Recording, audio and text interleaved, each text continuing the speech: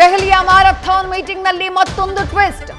ದೆಹಲಿಯಲ್ಲಿ ನಡೀತಾ ಇರುವಂತಹ ಸಭೆಗೆ ಸಂಬಂಧಪಟ್ಟ ಹಾಗೆ ಮತ್ತೊಂದು ಮಹತ್ವದ ಮಾಹಿತಿ. ಸಿಎಂ ಜೊತೆಗೆ ಮತ್ತೊಂದು 1-to-1 ಸಭೆ ಮಾಡಲಿದ್ದಾರೆ ರಾಹುಲ್ ಗಾಂಧಿ ಎನ್ನುವಂತಹ ಅಪ್ಡೇಟ್ ಲಭ್ಯವಾಗ್ತಾ ಇದೆ. ಮತ್ತೊಂದು 1-to-1 ಸಭೆ. ಬೆಳಗ್ಗೆ ಒಂದು 1-to-1 ಸಭೆ ಆಯಿತು ಸುದೀರ್ಘ 40 ನಿಮಿಷಗಳ ಕಾಲ. ಈಗ ಮತ್ತೊಮ್ಮೆ ಸಿದ್ದರಾಮಯ್ಯ ಅವರ ಜೊತೆ 1-to-1 ಸಭೆಯನ್ನ ಮಾಡಲಿದ್ದಾರಂತೆ ರಾಹುಲ್ ಗಾಂಧಿ. ಅದಾದ ಬಳಿಕ ಡಿಸಿಎಂ ಡಿಕೆ ಶಿವಕುಮಾರ್ ಅವರ ಜೊತೆಗೆ 1-to-1 ಸಭೆ. ಅದಾದ ನಂತರ ಬಹುಶಃ ಈ ಇಡೀ ಬೆಳಗ್ಗಿನಿಂದ ಆಗ್ತಾ ಇರುವಂತಹ ಮ್ಯಾರಥಾನ್ ಸಭೆಗಳಿದೆಯಲ್ಲ, ಅದಕ್ಕೊಂದು ಕ್ಲೈಮ್ಯಾಕ್ಸ್ ಸಿಗುವಂತಹ ನಿರೀಕ್ಷೆ ಇದೆ.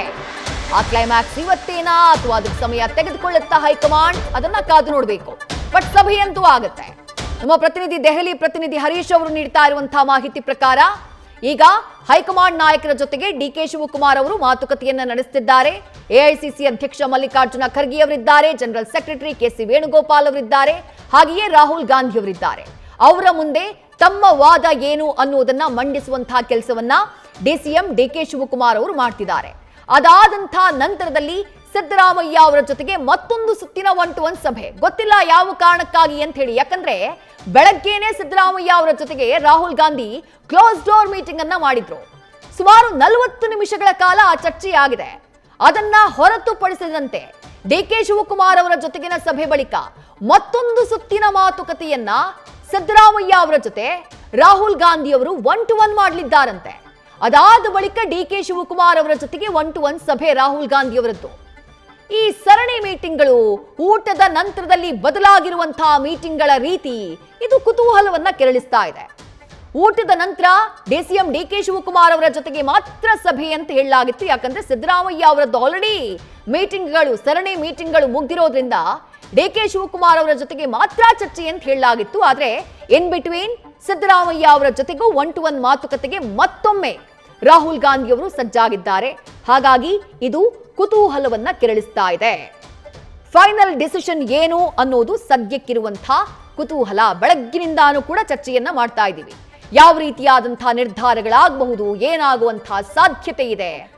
ಡಿಸಿಎಂ ಡಿಕೆ ಶಿವಕುಮಾರ್ ಅವರಂತೂ ಚಾತಕ ಪಕ್ಷಿಯಂತೆ ಕಾಯ್ತಿದ್ದಾರೆ. ತಮಗೊಂದು ಅವಕಾಶವನ್ನ ಮಾಡಿಕೊಡುತ್ತೆ ಹೈಕಮಾಂಡ್ ಅನ್ನುವಂಥ ನಿರೀಕ್ಷೆಯಲ್ಲಿ.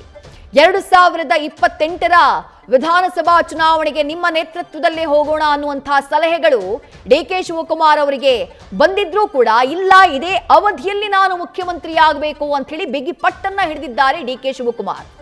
ಬಹಿರಂಗವಾಗಿ ತಮ್ಮ ಮನದಿಂಗಿತವನ್ನ ವ್ಯಕ್ತಪಡಿಸಿದ್ದಾರೆ.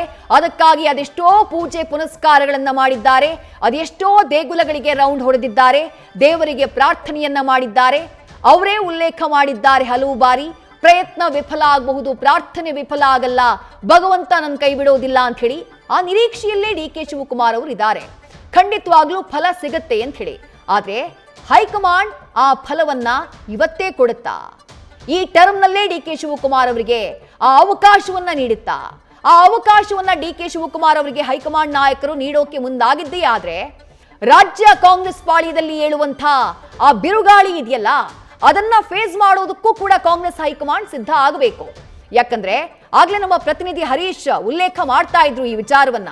ಈ ಶಾಸಕರ ಬೆಂಬಲ ಯಾರಿಗೆ ಎಷ್ಟರ ಮಟ್ಟಿಗಿದೆ ಅನ್ನುವಂತಹ ಚರ್ಚೆ ಬಂದಾಗ ಬಹಿರಂಗವಾಗಿ ಒಳಗೊಳಗೆ ಡಿಕೆ ಶಿವಕುಮಾರ್ ಅವರಿಗೆ ಬೆಂಬಲವನ್ನ ಕೊಟ್ಟಿರಬಹುದು ಎಷ್ಟೋ ಶಾಸಕರು. ಆದ್ರೆ ಬಹಿರಂಗವಾಗಿ ಯಾರಿಗೆ ಬಲ ಇದೆ ಅನ್ನುವುದನ್ನ ನೋಡಿದಾಗ ಮುಕ್ತವಾಗಿ ಸಿದ್ದರಾಮಯ್ಯ ಅವರ ಪರವಾಗಿ ಬ್ಯಾಟ್ ಬೀಸಿದಂತಹ ಸಚಿವರುಗಳ ಸಂಖ್ಯೆ ಹೆಚ್ಚು, ಶಾಸಕರುಗಳ ಸಂಖ್ಯೆ ಹೆಚ್ಚು. ಹಾಗಾಗಿ ಇದು ಯಾವ ರೀತಿ ವರ್ಕ್ ಆಗುತ್ತೆ, ಕಾಂಗ್ರೆಸ್ ಹೈಕಮಾಂಡ್ ಯಾವ ರೀತಿಯಾದಂತಹ ತೀರ್ಮಾನವನ್ನ ತೆಗೆದುಕೊಳ್ಳುವಂತಹ ಸಾಧ್ಯತೆ ಇದೆ ಅನ್ನುವಂತಹ ಕುತೂಹಲ ಖಂಡಿತವಾಗ್ಲೂ ಇದೆ. ನ್ಯೂಸ್ ಫಸ್ಟ್, ನಿರ್ಭೀತಿಯಿಂದ ನಿಮ್ಮ ಪರವಾಗಿ.